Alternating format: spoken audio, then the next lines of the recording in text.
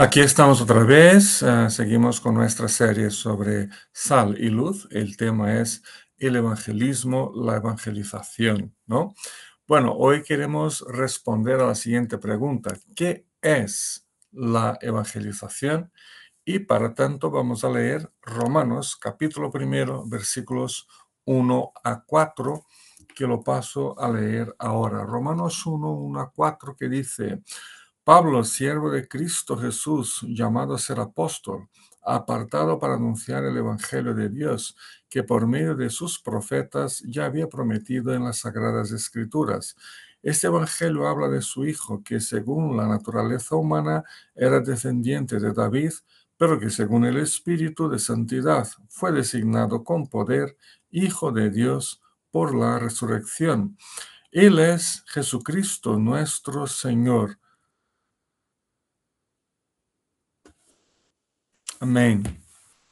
Pues en el estudio pasado estábamos intentando hablar y discutir un poquito, entender mejor el tema de lo que no es la evangelización, ¿no? ¿Qué no es la evangelización? Pusimos énfasis en algunos elementos que, por más comunes que nos suenan, no definen para nada la evangelización.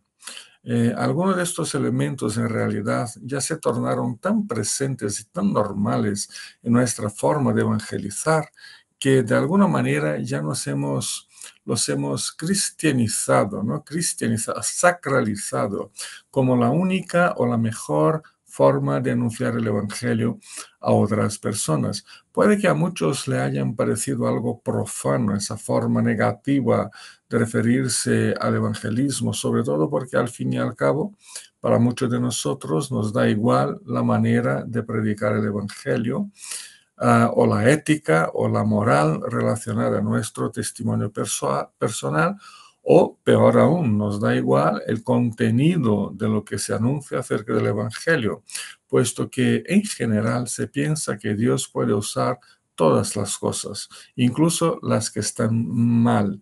Pero por más verdadera que sea la afirmación de que Dios puede usar todas las cosas, ello no significa que podamos actuar negativa y displicentemente.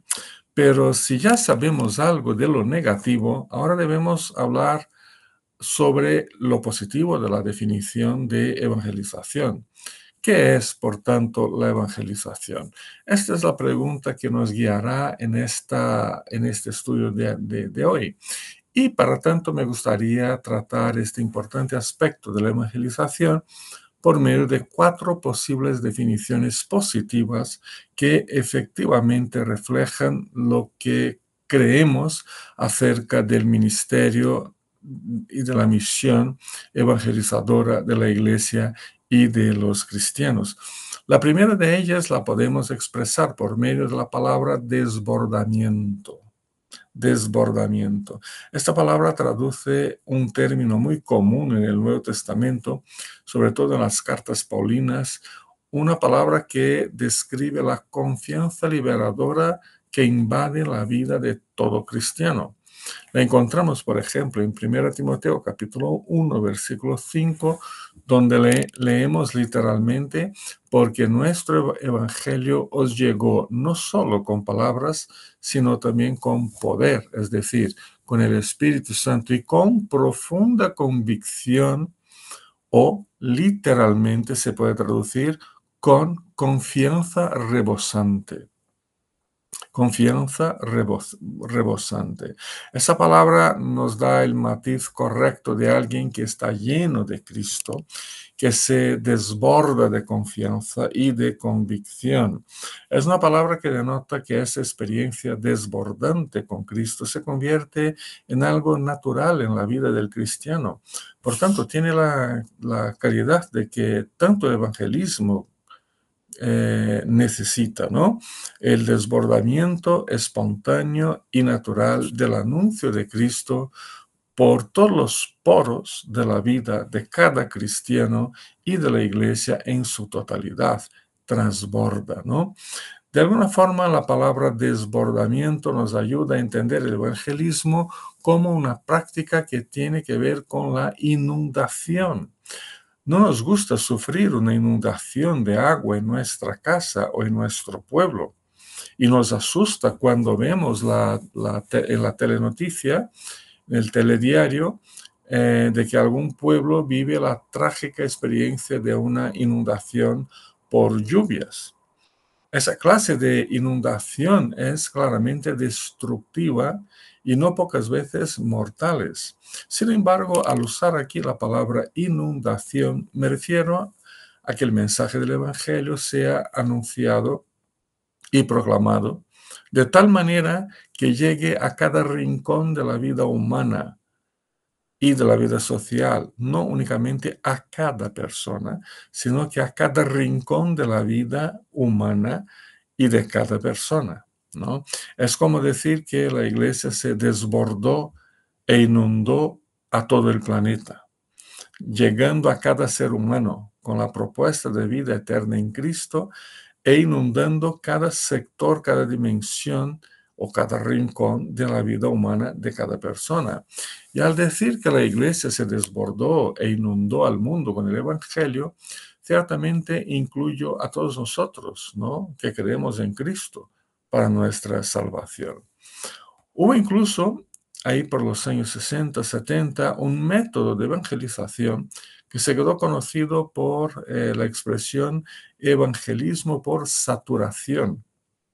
Esta metodología consistía en unir todas las iglesias evangélicas de una ciudad o de una región y a la vez, de forma coordinada, ocupar todos los espacios públicos de la ciudad con el mensaje del Evangelio por medio de todas las posibles actividades, ¿no? Como artículos en periódicos locales, entrevistas en radio y televisión, culto en las plazas y centros de convenciones, entrega masiva de folletos de casa en casa, teatros de calle, tertulias, programas evangelísticos usando deportes, conciertos, etcétera, con niños, con ancianos, con empresarios, con marginalizados en hospitales, escuelas, institutos, universidad, etcétera, etcétera, etcétera. Todo eso en la misma semana y todo ocurriendo a la vez, ¿no? Es una inundación, es un ejemplo, ¿no?, de cómo el evangelismo puede ser positivamente tratado. Una segunda definición positiva para la evangelización la sacamos de una frase que se atribuye al famoso predicador y evangelista británico Charles Spurgeon, que decía que según él el evangelismo es un mendigo que le dice a otro mendigo dónde conseguir pan. Un mendigo que le dice a otro mendigo dónde conseguir pan. Una forma curiosa de afirmar positivamente la evangelización, porque llama la atención tanto sobre las necesidades del que recibe como la generosidad del que da. Jesucristo mismo nos afirma eso en Mateo capítulo 7, versículos 7 a 11, donde leemos: pedid y se os dará, buscad y encontraréis, llamad y se os abrirá, porque todo el que pide recibe, el que busca encuentra, al que llama se le abre. ¿Quién de vosotros, si su hijo le pide pan, le da una piedra? O si le pide un pescado, le da una serpiente. Pues si vosotros, aun siendo malos, sabéis dar cosas buenas a vuestros hijos, cuanto más vuestro Padre que está en el cielo dará cosas buenas a los que le pidan. Según la versión de Lucas, el texto diría: cuanto más el Padre Celestial dará el Espíritu Santo a quienes se lo pidan. Lo que confirma que las cosas buenas o el pan que nos da Dios es la vida eterna sobre todo lo demás, ¿no? Esta definición nos pone en nuestro sitio como evangelistas de Dios, puesto que simplemente tenemos que decir a otro hambriento como nosotros dónde encontrar la salvación. Dios es el protagonista, es también el creador y el dador de la salvación. Pero entre nosotros, seres humanos, se destaca la igualdad ante Dios. O sea que somos todos pecadores. No merecemos la salvación, ninguno de nosotros. No tenemos cómo obtenerla por nosotros mismos. Estamos todos hambrientos del pan de la salvación. Por tanto, no hay forma de que un creyente y evangelista sea mejor o esté en un terreno más elevado que la persona a quien se le está anunciando el Evangelio. El suelo está nivelado alrededor de la cruz y ahí estamos todos. La gran diferencia entre los mendigos hambrientos es que uno acaba de ser alimentado y sabe dónde hay pan eternamente disponible y suficiente a todos. Por tanto, según esta definición de Spurgeon, no hay ningún misterio en la evangelización. Es algo natural y fácil. Simplemente es decirle a otra persona dónde puede encontrar el pan de la salvación. Pero obviamente esta definición también nos demanda a nosotros, puesto que no podemos llevar esta buena noticia a otros a menos que personalmente hayamos venido a probar y ver que el Señor es bueno, conforme nos dice el Salmo 34:8, ¿no? Probar y ver que el Señor es bueno. Solo podemos dar de lo que tenemos. La tercera definición positiva de evangelización la saco del informe escrito por el arzobispo anglicano William Temple, un informe titulado Hacia la conversión de Inglaterra, donde afirma que evangelizar es presentar a Jesucristo en el poder del Espíritu Santo, de modo que los hombres lleguen a poner su confianza en Dios a través de Él, para aceptarlo como su Salvador, servirlo como su Rey en la comunión de la Iglesia. Esta definición encontró una muy buena aceptación en general y de hecho nos ayuda a comprender mejor la evangelización. Básicamente nos enseña que el evangelismo se define por anunciar las buenas noticias acerca de la obra de Jesucristo. No se trata de promocionar a la Iglesia, sus instituciones y su buena teología. Se trata fundamentalmente de proclamar a la persona y a la obra redentora de Cristo y sus efectos salvadores para los seres humanos. De eso se trata. Por eso el evangelismo no se centra en ninguno de nosotros, sino más bien es trinitario, pues se centra en Dios Padre, en su Hijo Jesucristo y en el Espíritu Santo. En ese sentido, la afirmación del arzobispo anglicano nos lleva a ver a la evangelización como una labor que depende enteramente de la eficacia de la obra del Espíritu Santo, antes que de nuestros métodos que destilan el éxito humano. Además, esta definición también nos ayuda a comprender que el evangelismo significa la incorporación de nuevos hermanos a la vida de la Iglesia, al cuerpo vivo de Cristo en el mundo. Aceptar a Cristo como nuestro Salvador nos conduce inevitablemente a servirlo como parte de su iglesia en el mundo. Por lo tanto, en ese sentido, es la evangelización y no el marketing eclesiástico lo que produce la iglesia. Es la evangelización la que desafía al ser humano a asumir conscientemente la fe en Cristo y a consagrarse enteramente en su servicio como parte de su iglesia en el mundo. Y, consecuentemente, incluye también la evangelización el genuino discipulado, lo que no limita al evangelismo únicamente al anuncio inicial acerca del Evangelio, sino que lo extiende a la incorporación de los nuevos hermanos en la vida de la Iglesia por medio de un permanente discipulado y enseñanza de la palabra de Dios. Por fin, había dicho 4, ¿no?, definiciones positivas. Por fin, la cuarta definición positiva de evangelización la encontramos en las palabras más actuales, ¿no?, y que buscan responder a las nuevas situaciones del mundo actual, conforme el texto del Pacto de Lausana, escrito en el año 1974, en su definición muy positiva de lo que es la evangelización. Os lo leo. Según ese documento, evangelizar es difundir la buena nueva de que Jesucristo murió por nuestros pecados, resucitó de los muertos según las Escrituras, y que ahora como el Señor que reina, ofrece el perdón de los pecados y el don liberador del Espíritu Santo a todos los que se arrepienten y creen.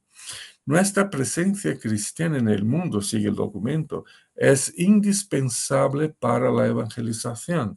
También lo es un diálogo cuyo propósito sea escuchar con sensibilidad a fin de comprender. Pero la evangelización es la proclamación misma del Cristo histórico y bíblico como Salvador y Señor, con el fin de persuadir a las gentes a venir a Él personalmente y reconciliarse con Dios. Al hacer la invitación del Evangelio, seguimos con el documento, no tenemos la libertad para ocultar o rebajar el costo del discipulado. Jesús todavía llama a todos los que quieran seguirlo a negarse a sí mismos, a tomar su cruz e identificarse con su nueva comunidad. Y concluye el documento diciendo, los resultados de la evangelización incluyen la obediencia a Cristo, la incorporación en su iglesia y el servicio responsable en el mundo.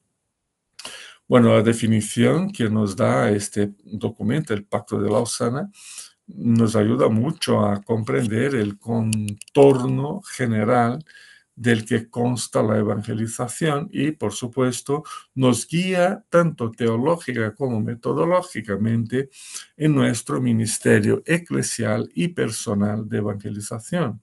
En primer lugar, el documento define el contenido de la evangelización de forma magistral.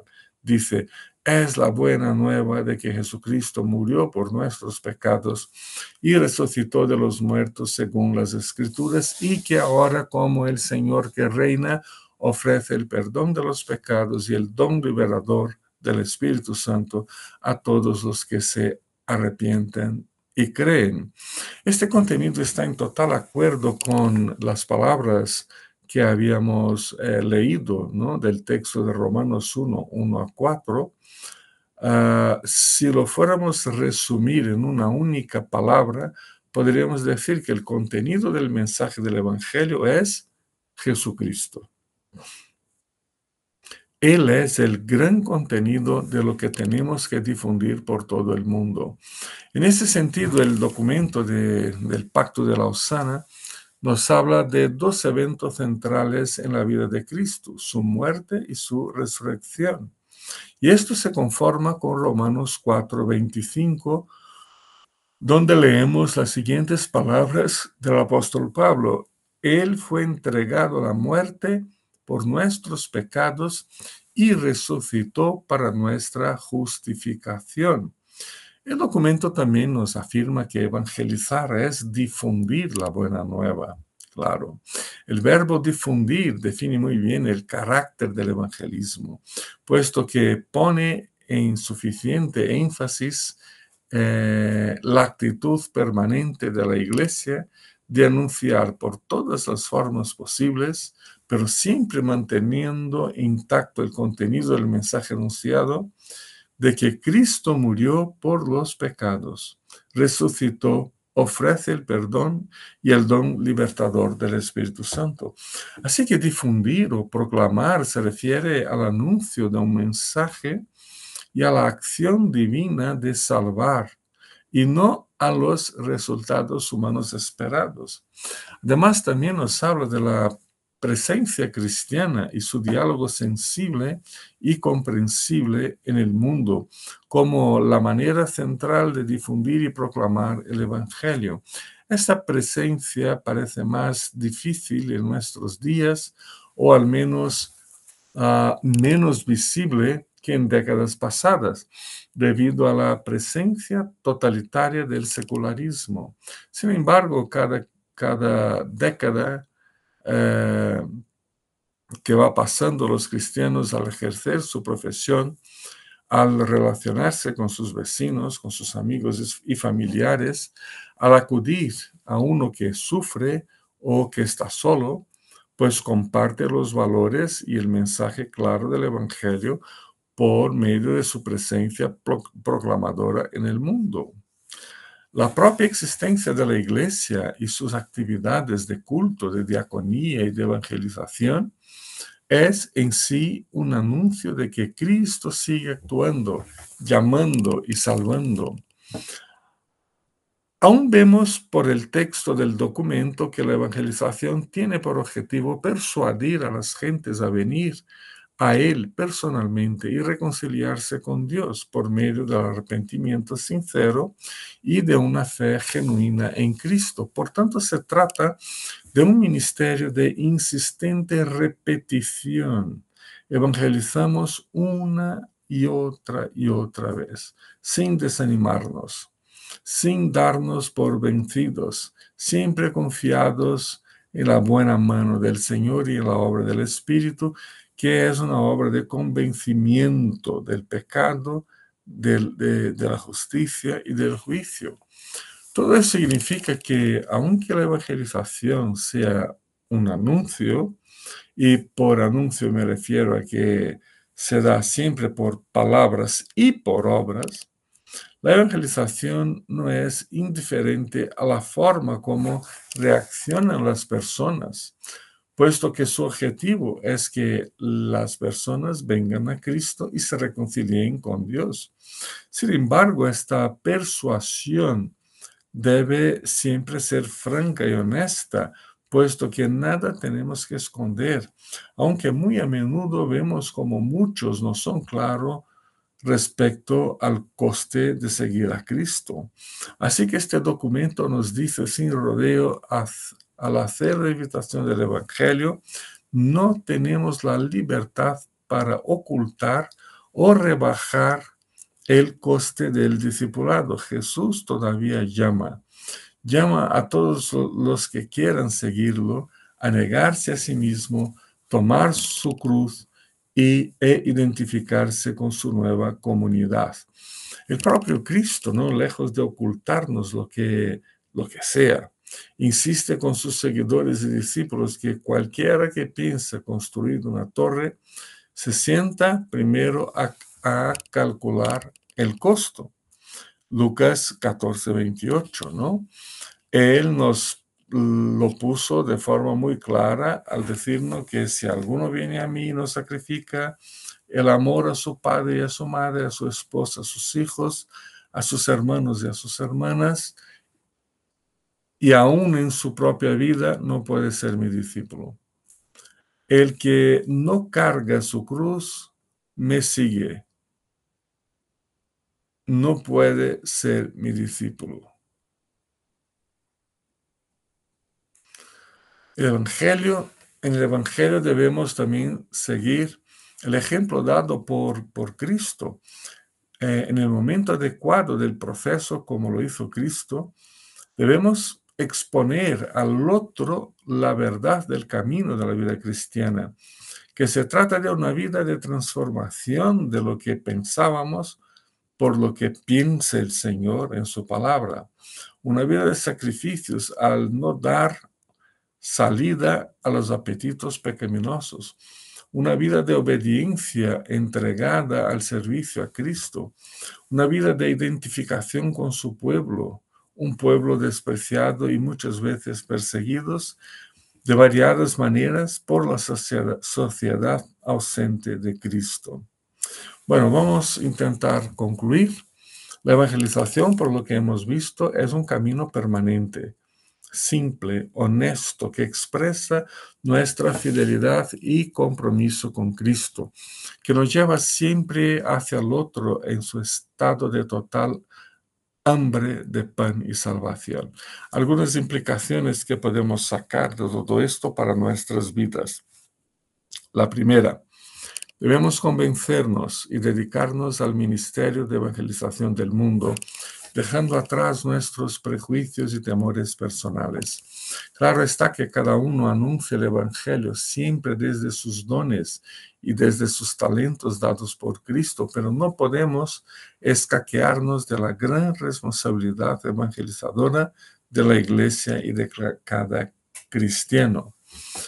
Número 2, vivimos hoy un momento histórico y filosófico en que se considera la libertad personal para creerse en lo que cada uno quiera como un valor incuestionable.